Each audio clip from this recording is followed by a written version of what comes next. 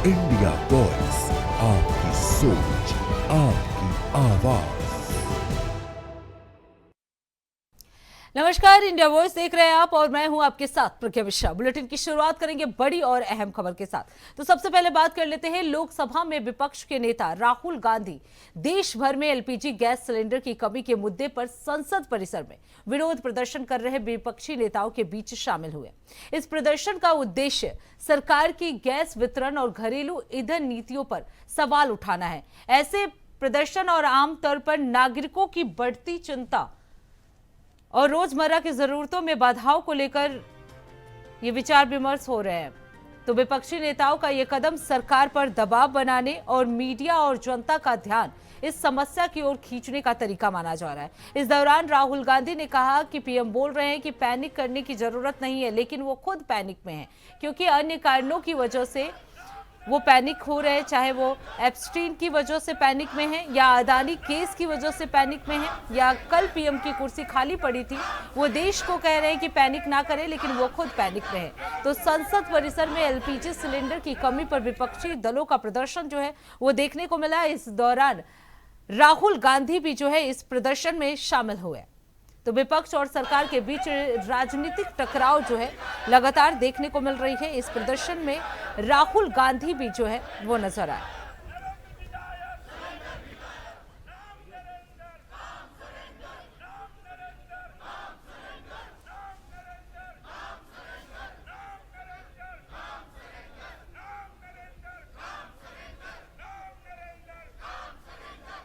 मैं ये कह रही हूँ, मेरे स्क्रीन पे पहली खबर राहुल गांधी की लगी हुई है, तो मैं वही पढ़ूंगी ना। नहीं, सबसे पहले वो राहुल गांधी वाली खबर थी मेरे स्क्रीन पे।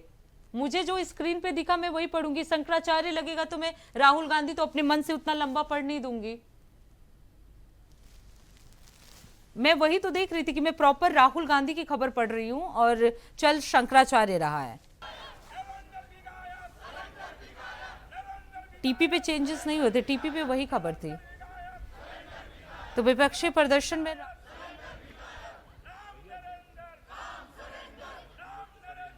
completely different reasons, right? So he is himself panicked. He's panicked because of Epstein. He's panicked because of Adani case. He's not able to come inside the house. You saw yesterday the Prime Minister's chair खाली पड़ी थी, अंदर नहीं पा रहे हैं। तो देश को कह रहे पैनिक मत करो, अपने आप पैनिक हैं। Thank you. अब रुक कर लेते हैं अगली खबर की। शंकराचार्य से जुड़ी इस वक्त की बड़ी खबर आपको बता दें। शंकराचार्य अभिमुक्तेश्वरानंद ने धर्म युद्ध का ऐलान कर दिया है। धर्म युद्ध के लिए वो बड़ी यात्रा करेंगे। शंकराचार्य उत्तर प्रदेश में 21 दिन की यात्रा करेंगे। गाय के लिए गोविष्ठी यात्रा जो है ये किया जाएगा उनके द्वारा। 3 मई से 23 जुलाई तक ये पूरी यात्रा होगी। यूपी के गांव गांव में ये यात्रा पहुंचेगी। इसके साथ ही आपको बता दें गोरखपुर से यात्रा का शुभारंभ और समापन दोनों ही होगा। तो ज्योतिषमठ के शंकराचार्य अभिमुक्तेश्वरानंद सरस्वती ने गोवंश की रक्षा और सम्मान के लिए धर्म युद्ध का ऐलान कर दिया है। इसके तहत उत्तर प्रदेश में 3 मई से 23 जुलाई तक 81 दिनों की भव्य गौविष्ठी यात्रा निकाली जाएगी। इस यात्रा का विशेष उद्देश्य गाय को राष्ट्रमाता का दर्जा दिलाना और उनके संरक्षण के प्रति जन जागरण फैलाना है। यात्रा का शुभारंभ और समापन मुख्यमंत्री के शहर गोरखपुर में होगा। आपको बता दें 81 दिनों के इस सफर में शंकराचार्य यूपी के कोने कोने और गांव गांव तक पहुंचेंगे। संतों का मानना है कि ये यात्रा केवल धार्मिक नहीं बल्कि गौ सेवा के संकल्प की एक बड़ी क्रांति साबित होगी। तो आपको बता दें लंबे समय से चर्चा में रहे शंकराचार्य अब यूपी के गांव गांव में यात्रा करेंगे। धर्म युद्ध का वो ऐलान कर चुके हैं। इस यात्रा को धर्म युद्ध की यात्रा के नाम से जाना जाएगा। उत्तर प्रदेश में 81 दिन का ये यात्रा होगा। सभी जगहों पर गांव गांव में इस यात्रा का आगाज किया जाएगा। इसके साथ ही आपको बता दें इस यात्रा की शुरुआत जो है वो गोरखपुर से होगी और समापन भी जो है गोरखपुर में होगी। तो 81 दिनों का ये यात्रा है। इसका ऐलान शंकराचार्य की तरफ से किया गया है। तो उत्तर प्रदेश में 81 दिन की यात्रा जो है शंकराचार्य द्वारा निकाला जाएगा।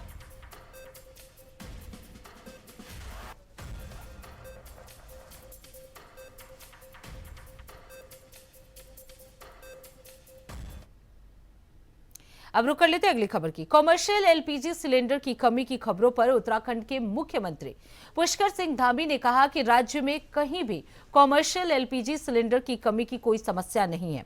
मुख्यमंत्री ने कहा, हम अफवाहों पर सख्ती से काम कर रहे हैं और सभी परिस्थितियों पर पूरी तरह से नजर बनाए हुए हैं।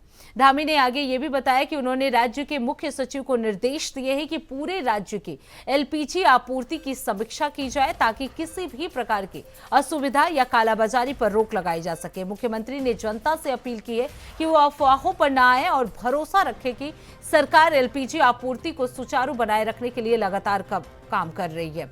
उन्होंने आगे कहा कि हम अफवाहों पर सख्ती से काम कर रहे हैं और उत्तराखंड में कहीं पर भी ऐसी कोई दिक्कत नहीं है। इसके साथ ही आपको बता दें, इस मुद्दे को लेकर बीजेपी सांसद मनन कुमार मिश्रा ने भी अपना बयान दिया है। उन्होंने कहा कि पूरे विश्व में संकट चल रहा है तो थोड़ा असर इस देश पर भी होगा, लेकिन हम पूरी तरह से तैयार हैं। तो क्या कुछ सीएम धामी द्वारा कहा गया है, चलिए आपको सुनाते हैं।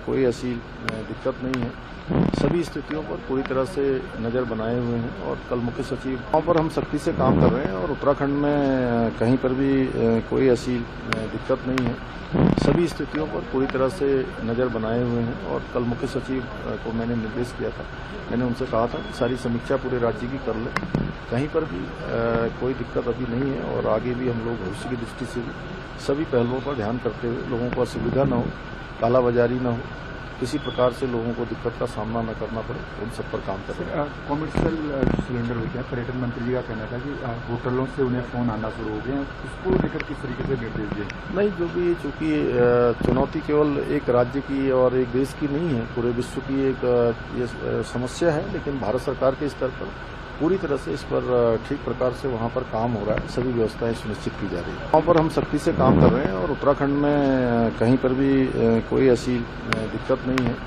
सभी स्थितियों पर पूरी तरह से नज़र बनाए हुए हैं और कल मुख्य सचिव को मैंने निर्देश किया था, मैंने उनसे कहा था कि सारी समीक्षा पूरे राज्य की कर ले, कहीं पर भी कोई दिक्कत अभी नहीं है और आगे भी हम लोग भविष्य की दृष्टि से भी सभी पहलुओं पर ध्यान करते हुए लोगों को असुविधा न हो, कालाबाजारी न हो, किसी प्रकार से लोगों को दिक्कत का सामना न करना पड़े, उन सब पर काम कर रहे हैं। कॉमर्शियल सिलेंडर हो गया, पर्यटन मंत्री जी का कहना था कि होटलों से उन्हें फोन आना शुरू हो गए हैं, उसको लेकर किस तरीके से निर्देश दिए? अब रुक कर लेते एक और बड़ी खबर की आपको बता दें, शंकराचार्य अभिमुक्तेश्वरानंद ने धर्म युद्ध का ऐलान कर दिया है। धर्म युद्ध के लिए वो अब बड़ी यात्रा जो है वो करने वाले हैं। आपको बता दें, शंकराचार्य उत्तर प्रदेश में 81 दिनों की यात्रा करेंगे। गाय के लिए ये गौविष्ठी यात्रा होगी। 3 मई से 23 जुलाई तक ये पूरी यात्रा जो है वो की जाएगी। इसके साथ ही बता दें, यूपी के गांव-गांव में ये यात्रा पहुंचेगी और गोरखपुर से यात्रा का शुभारंभ और समापन जो है वो किया जाएगा। तो ज्योतिषपीठ के शंकराचार्य अभिमुक्तेश्वरानंद सरस्वती ने गो वर्ष की रक्षा और सम्मान के लिए धर्म युद्ध का ऐलान कर दिया है। इसके तहत उत्तर प्रदेश में 3 मई से 23 जुलाई तक 81 दिनों की ये भव्य गोष्ठी यात्रा जो है वो निकाली जाएगी।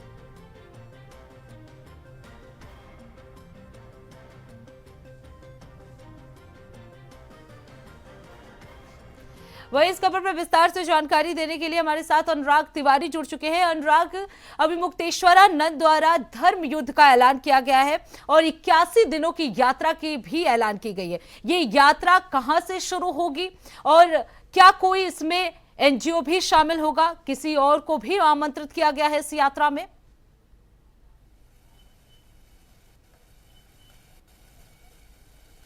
बिल्कुल प्रज्ञा, देखिए अभिमुक्तेश्वरानंद सरस्वती बीते रोज लखनऊ पहुंचे थे और गौ को राजमाता का दर्जा दिलाने की उन्होंने बात कही थी। और इस श्रृंखला में देखिए अब जो पूरी यात्रा है वो निकाली जाएगी और 75 के 75 जनपदों में उत्तर प्रदेश में यात्रा निकलेगी।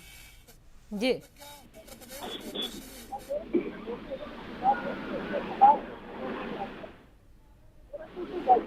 जब शुरुआत होगी तो उसके तमाम जनपदों में यात्रा जाएगी। जी, गोरखपुर टू गाजियाबाद, देखिए पूरा उत्तर प्रदेश में कवर किया जाएगा। तमाम गांव हैं, तमाम तहसीलें हैं, तमाम क्षेत्र हैं।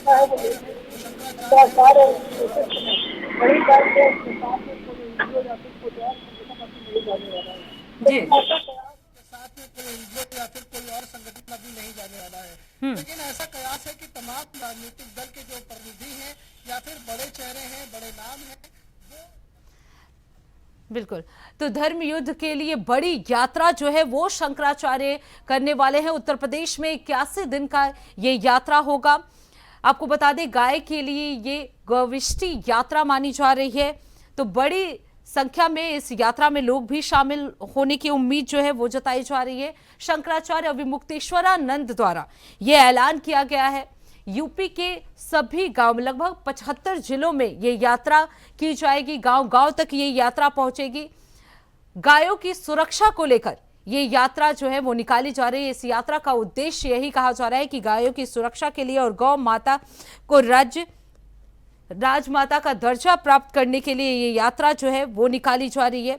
तो काफी बड़ी यात्रा जो है अविमुक्तेश्वरानंद सरस्वती की तरफ से निकाले जाने का ऐलान किया गया है। उत्तर प्रदेश में 81 दिन तक ये यात्रा जो है वो निकाली जाएगी। और सबसे बड़ी बात, ये यात्रा की जो शुरुआत है वो गोरखपुर से होगी और समापन भी जो है वो गोरखपुर में किया जाएगा। तो लंबे समय से चर्चा में बने हुए हैं अविमुक्तेश्वरानंद, और इसी बीच उनकी तरफ से ये बड़ा ऐलान किया गया है। धर्म युद्ध के नाम से इस यात्रा को जो है वो जाना जाएगा। उत्तर प्रदेश में 81 दिन की ये यात्रा जो है वो निकाली जाएगी। सेवा संकल्प की एक बड़ी क्रांति ये साबित होगी, उनके समर्थकों द्वारा ये कहना है। तो ये यात्रा केवल धार्मिक नहीं बल्कि गौ सेवा संकल्प की एक बड़ी क्रांति जो है ये यात्रा साबित होगी। तो शंकराचार्य की तरफ से ये बड़ा ऐलान किया गया है कि 81 दिनों की धर्म यात्रा या धर्म युद्ध यात्रा जो है वो निकाली जाएगी। जितने जिले हैं, यानी उत्तर प्रदेश में 75 जिलों में ये यात्रा जाएगी और गांव गांव तक इस यात्रा को निकाला जाएगा। जन समर्थन लिया जाएगा। इसके साथ ही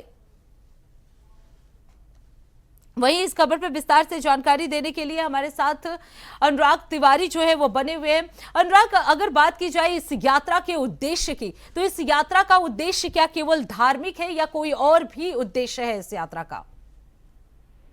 प्रारंभिक रूप से यात्रा का उद्देश्य जो है वो धार्मिक है और धार्मिक लिहाजन ही अपने शंकराचार्य हैं वो 75 जनपदों में वो धार्मिक है और धार्मिक लिहाजन ही अब जो शंकराचार्य हैं वो 75 जनपदों में जाएंगे जी। देखिए, बड़ी लंबी यात्रा होगी। गांव में लोगों के पास जाएंगे, कनेक्ट करेंगे, तहसीलों में जाएंगे।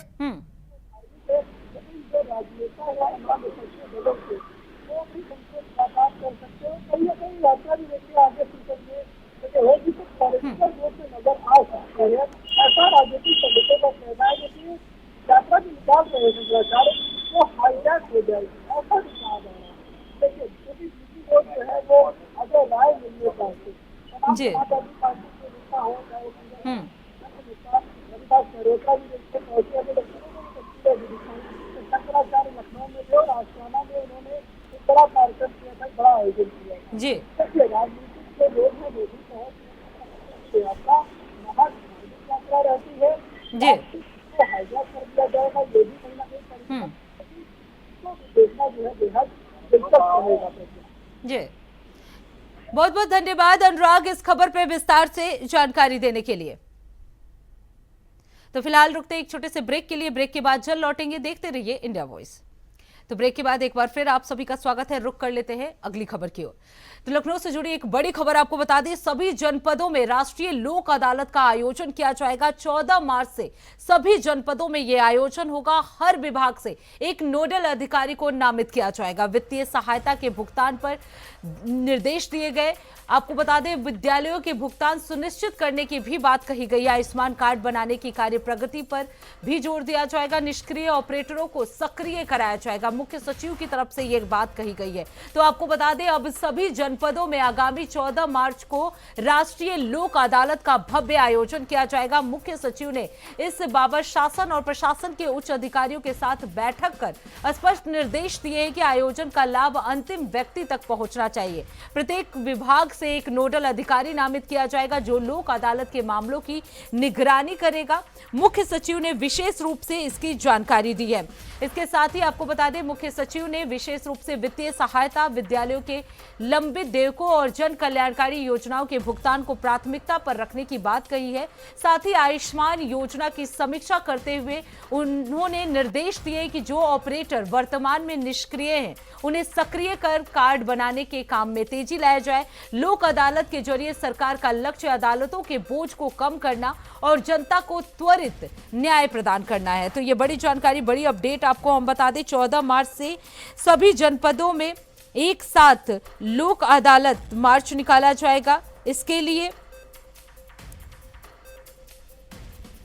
लिए कई दिशा निर्देश जो है वो दिए गए हैं। सभी जनपदों में राष्ट्रीय लोक अदालत का आयोजन किया जाएगा। जो भी कार्य पहले से निष्क्रिय रहे हैं उन्हें सक्रिय किया जाएगा, यानी एक्टिव मोड में लाया जाएगा, जिससे जो पेंडिंग वर्क है उनको इफेक्टिव तरीके से चलाया जा सके, त्वरित न्याय जो है वो प्रदान किया जा सके, या अदालतों के बोझ को कम करने के लिए सभी जनपदों में ये राष्ट्रीय लोक अदालत का आयोजन किया जाएगा। तो 14 मार्च से यह आयोजन किया जाएगा, सभी जनपदों में इसका आयोजन किया जाएगा। आपको बता दें, आयुष्मान कार्ड बनाने की प्रक्रिया भी जो है वो तेज की जाएगी। लंबे समय से जो निष्क्रिय हैं, यानी जो एक्टिव मोड में नहीं है, उन्हें एक्टिव किया जाएगा। सरकार का लक्ष्य अदालतों के बोझ को कम करना है और जनता को त्वरित न्याय प्रदान करना है, और इसी को ध्यान में रखते हुए 14 मार्च को सभी जनपदों में राष्ट्रीय लोक अदालत का आयोजन किया जाएगा। हर विभाग से इसमें एक नोडल अधिकारी को नामित किया जाएगा ताकि वो सभी कार्य को सुचारू रूप से चला सके और जो भी पेंडिंग वर्क है उसे देख सके। तो हर विभाग से नोडल अधिकारी को जिम्मेदारी दी जाएगी। हर विभाग से एक नोडल अधिकारी इसके लिए नामित किया जाएगा। सभी जनपदों में इसका आयोजन किया जाएगा।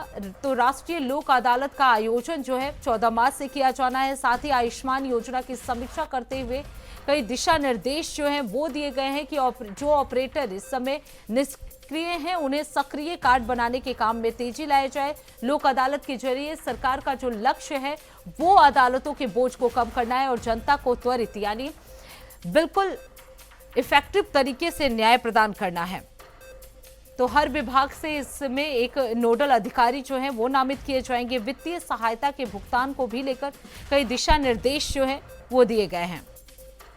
विद्यालयों में भुगतान को सुनिश्चित किया जाए। तो राष्ट्रीय लोक अदालत का आयोजन जो है 14 मार्च से सभी जनपदों में किया जाएगा। इसके लिए आपको बता दें, सभी जनपदों से एक नोडल, हर विभाग से एक नोडल अधिकारी जो है वो नियुक्त किए जाएंगे।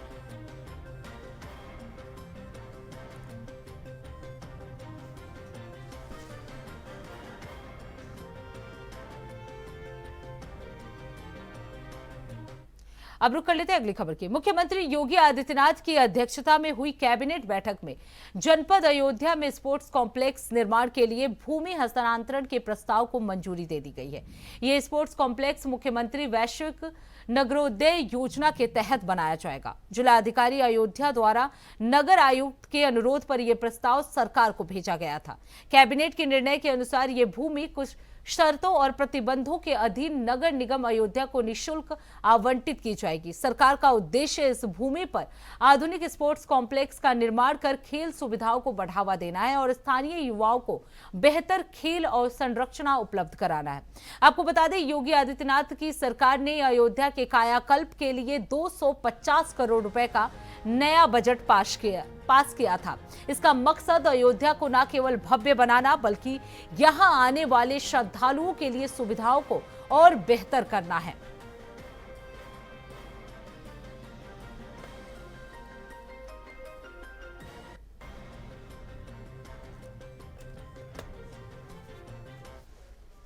उत्तर प्रदेश के पूज्य यशस्वी मुख्यमंत्री पूज्य योगी आदित्यनाथ जी महाराज हनुमान जी महाराज के चरण शरण में भव्य राम मंदिर के निर्माण के बाद राष्ट्रपति महोदया का कार्यक्रम के निरीक्षण हेतु कार्यक्रम कैसे भव्य हो, दिव्य हो, नव्य हो, उसके लिए आज बैठक में शामिल होने से पूर्व हनुमान जी महाराज के चरण शरण में अर्जी लगाकर राम मंदिर के लिए प्रस्थान किया। माननीय पूज्य योगी आदित्यनाथ जी महाराज को साधुवाद, आभार, धन्यवाद।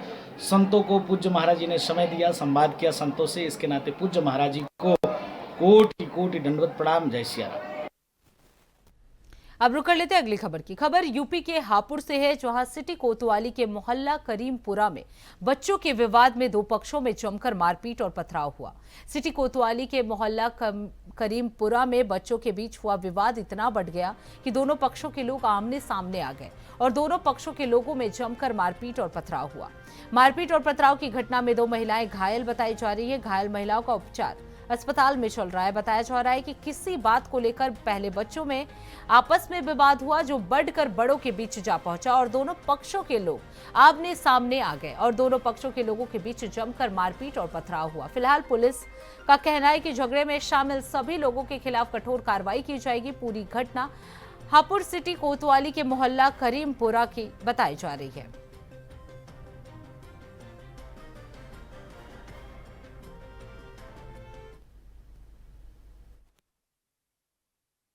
मेरा नाम इंतजार है सर। मेरा लड़का नमाज पढ़ के आया, नमाज रोज़ा करने के बाद नमाज पढ़ के आया, वो बाहर खड़ा हो गया और वो शराब पी के आया। उसने मेरे लड़के पे वारदात करी और वारदात करने के बाद जो मेरे बच्चे बाहर निकल के आए, मेरी घरवाली, तो उन्होंने मेरी घरवाली को भी मारा, मेरे बच्चों को भी मारा। मेरी घरवाली सीरियस है, जिला अस्पताल में भर्ती करी, वहाँ उन्होंने ट्रीटमेंट करा और उन्होंने मेरठ के लिए रेफर करा। बहुत गंभीर हालत है। अब रुक कर लेते हैं अगली खबर की। खबर कानपुर देहात से है, जहां कलेक्ट्रेट परिसर में सरकारी बाबू नवीन शर्मा को उसकी ही पत्नी सीमा ने जमकर लताड़ा है। आपको बता दें, विवाद का कारण बताया जा रहा है बाबू के कथित नाजायज संबंधों को लेकर। जी हां, जानकारी के अनुसार नवीन शर्मा कई महिलाओं के साथ संबंध होने की शिकायत सीमा ने जिलाधिकारी तक पहुंचाई है। पत्नी की नाराजगी के चलते कलेक्ट्रेट परिसर में काफी देर तक हाई वोल्टेज ड्रामा चलता रहा।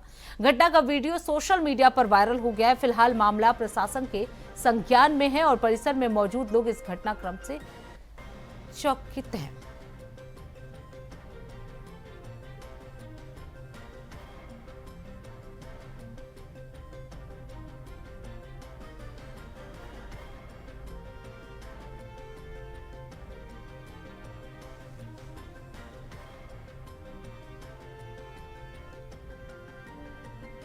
तो इसी के साथ इस बुलेटिन में बस इतना ही। देश दुनिया की तमाम बड़ी खबरों के लिए देखते रहिए इंडिया वॉइस। तब तक के लिए नमस्कार।